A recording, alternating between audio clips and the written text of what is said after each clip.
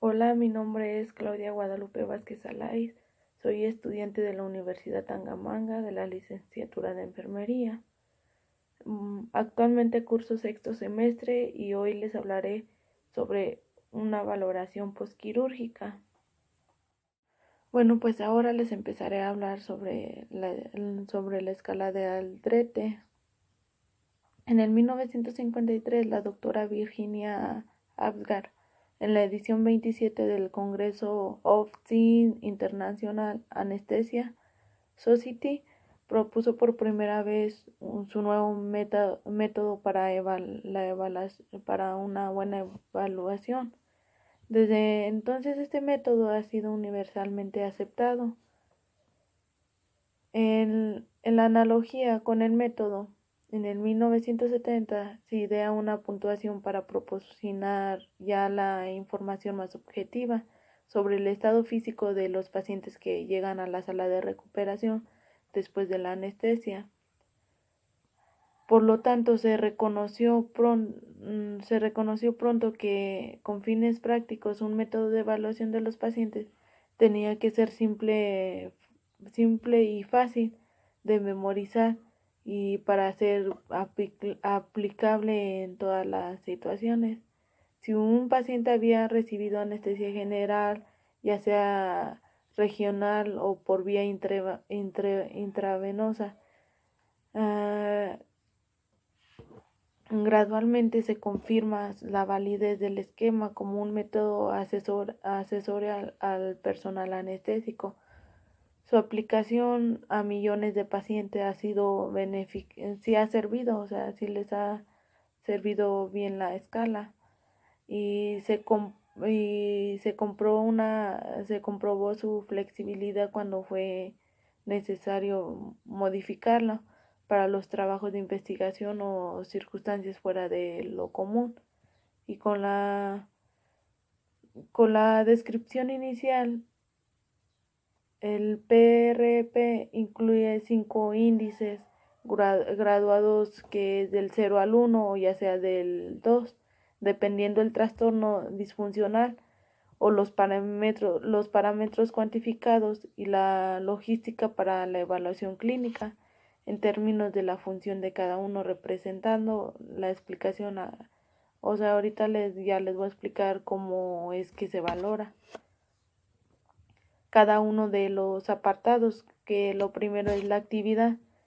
En la medida que los pacientes ahí se recuperan de las experiencias anestésicas, ahí empiezan a mover sus extremidades, su cabeza, usualmente hacia un lado de la incisión quirúrgica. Si esta no fue realizada sobre la línea media, algunos de estos movimientos son usualmente involuntarios, aunque no se tiende a volverse voluntario rápidamente, y pronto después son capaces de mover o dar órdenes. Mueva sus pies, levante su cabeza, etc. La eficiencia de la actividad muscular se mide observando la habilidad del paciente de mover sus extremidades. Si puede moverse en 4 extremidades espontáneamente o al ordenárselo, se le da un puntaje de 2. Cuando solo mueve 2 o 3, en caso de un bloqueo unilateral de las extremidades, se mueve el índice de puntuación como 1, pero si no se mueve ninguna extremidad, el puntaje es de 0. La evaluación de esta función es especialmente útil en pacientes que se recuperan de la anestesia regional, no para evaluar la pérdida de sensibilidad, sino la función motora. Requiere que los pacientes puedan ser capaces de sentarse, moverse de sus camas, ponerse de pie o ya sea hasta caminar. En este caso, la evaluación de la recuperación de la movilidad de extremidades pélvicas se realizó a través de la escala de Browne-Meyer modificada de 15. 0 es igual a movimiento libre de los miembros inferiores. 1 es la incapacidad de levantar los miembros extendidos. Y 2 es la capacidad de mover las rodillas o incapacidad de mover hasta los tobillos. Bueno, pues el otro apartado es la respiración. Ahí es restaurar el intercambio respiratorio de gases a la normalidad. Es un paso esencial hacia la recuperación. No es, sin embargo, una función fácil de evaluar sin la utilización de aparatos electrónicos como el pulsiómetro o el análisis de gases de sangre, el oxímetro, entre otros. Cuando los pacientes respiran profundamente y son capaces de toser, se les da un puntaje de 2, pero si el esfuerzo respiratorio está limitado, ya sea paralizado o superficial, ahí hay una disnea aparentemente, y ahí se le daría el puntaje que es de 1. Cuando no hay actividad espontánea evidente, el puntaje es 0. La habilidad de respirar adecuadamente debe de también el grado de actividad del paciente de recuperación. Además, es importante haber recuperado el reflejo de la tos y de la capacidad de comprender la orden de tomar una respiración profunda y toser. Y otro apartado es la circulación. Ahí son las alteraciones de la presión arterial que se han escogido como la media representativa de esta compleja función, ya que este es un signo que ha sido medido antes y durante y después de la anestesia. Cuando la presión arterial sistólica al llegar a la sala de recuperación está entre más o menos entre el 20% del nivel preanestésico, se le da un puntaje de 2. Si el mismo índice está entre más 20 o más 50 del mismo control, se le da un puntaje de 1. Ya cuando la presión arterial tiene un rango de variación mayor de 50 con respecto a la medida original, el puntaje es 0.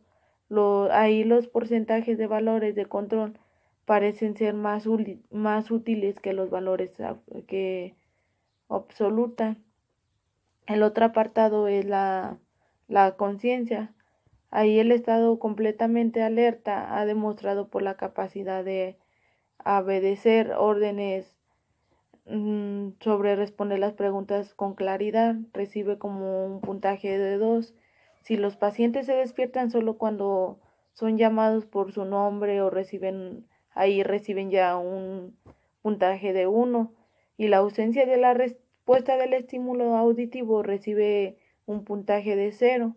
Ahí se refiere al estímulo auditivo tanto al físico.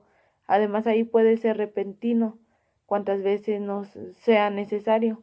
Al nivel de conciencia afecta los índices de actividad. Ahí también afecta esos índices que la actividad y la respiración. Y el otro apartado es la oxigenación, que a pesar que en el pasado nivel la oxigenación se evalúa como el color de piel, ya es ahí sea como rosado es igual a un 2 o la ictericia o palidez es igual a 1 y ya la cianosis es igual al 0. La necesidad de una medida más objetiva se resolvió utilizando de general la oximetría de pulso. Cuando los pacientes son capaces de obtener una saturación al 92%, respirado también por el ambiente, su puntaje es 2. Si los pacientes necesitan suplemento de oxígeno para mantener esa saturación mayor a 90%, el puntaje sería 1. Y si la saturación es menor de 90%, a pasar de la administración de oxígeno, ahí se le da un puntaje de 0. Bueno, también nos menciona que es preferible que antes de trasladar a los pacientes de quirófano se haga una evaluación interversible que la haga llegar a la unidad de cuidados posanestésicos, se haga atrás que consideren tanto el anestesiólogo como la enfermera asignada a cuidar a ese paciente.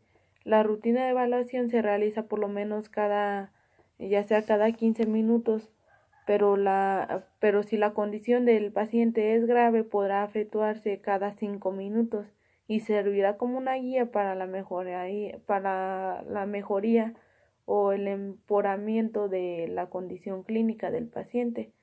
Cuando la valoración total llega a 9 o ya sea 10 puntos y ha transcurrido el tiempo iniciado de acuerdo al estado físico del paciente, el tipo de operación se puede aplicar una puntuación final como criterio para dar de alta ya sea una sala general o a su domicilio o hasta una unidad médica crítica.